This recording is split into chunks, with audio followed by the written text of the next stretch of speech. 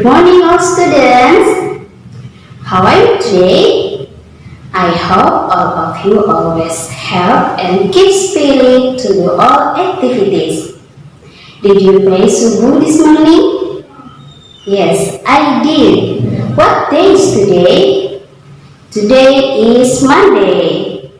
This morning, I want to explain about tolerance.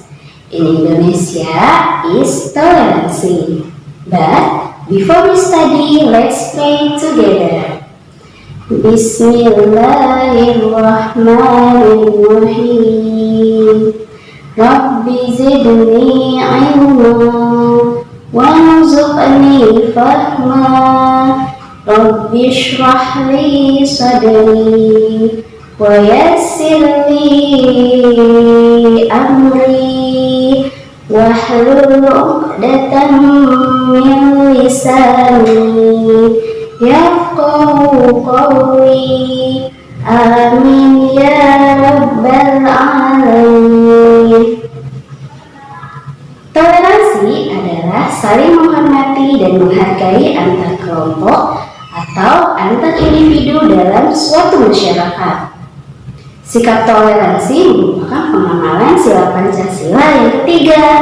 Contoh sikap toleransi yaitu menghargai perbedaan suku, agama, bahasa, bentuk fisik, dan lain-lain, menghormati tata cara ibadah agama lain, dan menolong siapapun tanpa membedakan status, baik dia miskin ataupun kaya.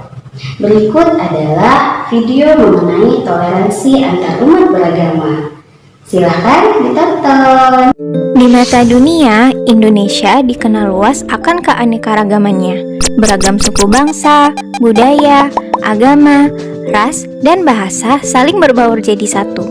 Persatuan di tengah perbedaan inilah yang menjadi ciri khas bangsa Indonesia sejak dulu.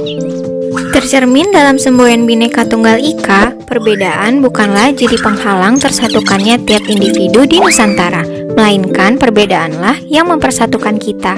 Pada dasarnya, intoleransi tidak hanya terbatas pada sikap membenci perbedaan pandangan pribadi saja. Intoleransi juga bisa muncul melalui perbedaan latar belakang suku, budaya, bahkan ras sekalipun. Sebagai umat muslim yang cinta damai, salah satu sikap dasar yang harus ditanamkan dalam kehidupan sehari-hari adalah sikap saling menghormati dan menghargai kepada sesama. Sejatinya, Islam mengajak kepada umatnya untuk selalu menjalin kehidupan yang harmonis kepada manusia lainnya. Dan Islam juga sangat menjunjung tinggi keadilan bagi siapa saja tanpa memandang apapun latar belakangnya. Termaktub di dalam surat Al-Mumtahanah ayat ke-8, Allah sebenarnya telah mengingatkan kita untuk selalu menghormati kepada sesama. Allah Ta'ala berfirman,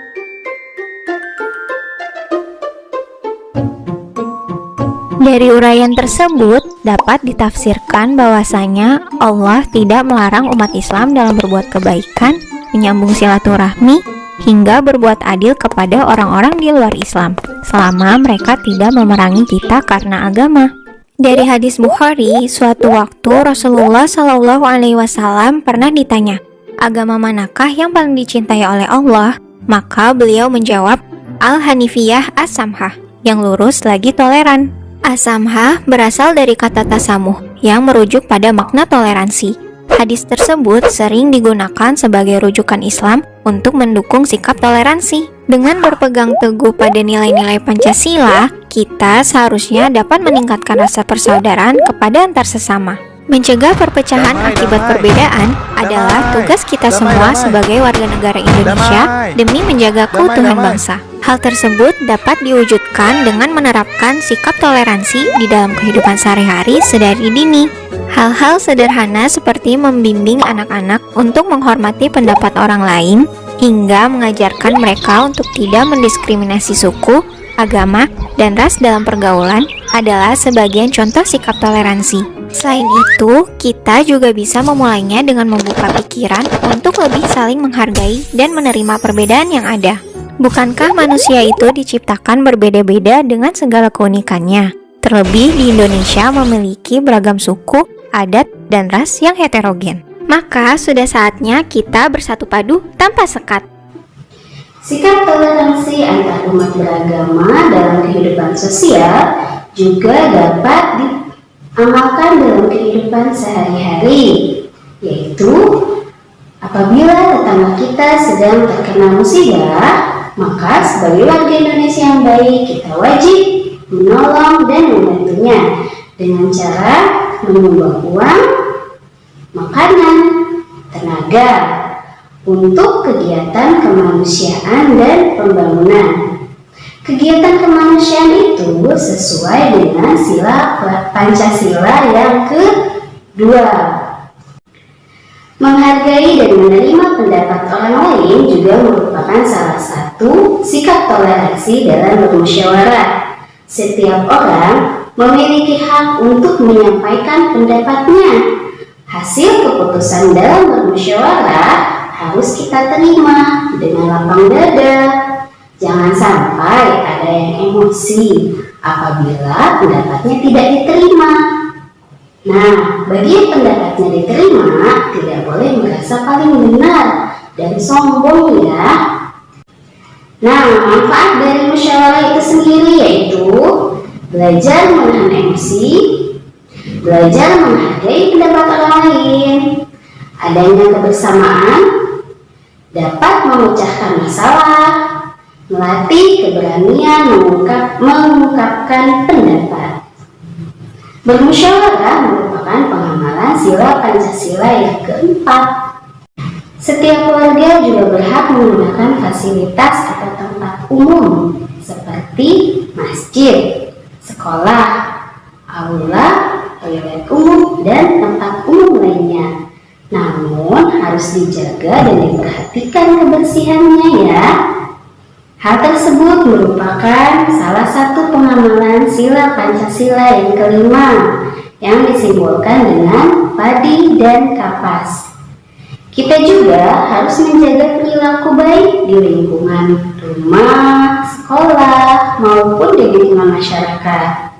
Berikut contoh perilaku kehidupan sosial di lingkungan sekolah, yaitu meminjamkan pensil, berbagi makanan, membantu teman yang mengalami kesulitan dalam belajar, bekerja sama dalam melakukan piket kelas, dan bermain dengan rukun tanpa membedakan agama, suku, dan status.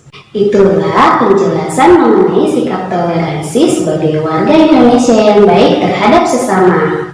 Semoga pembelajaran pada pagi hari ini dapat dipahami ya. After we study, say hamdalah and pray kafaratul majlis. Alhamdulillahi Rabbil Alamin. Subhanakallahumma wa bihamdik, asyhadu an la ilaha illa ants, astaghfiruka wa atubu ilaik. Amin. See you next time. Wassalamualaikum warahmatullahi wabarakatuh.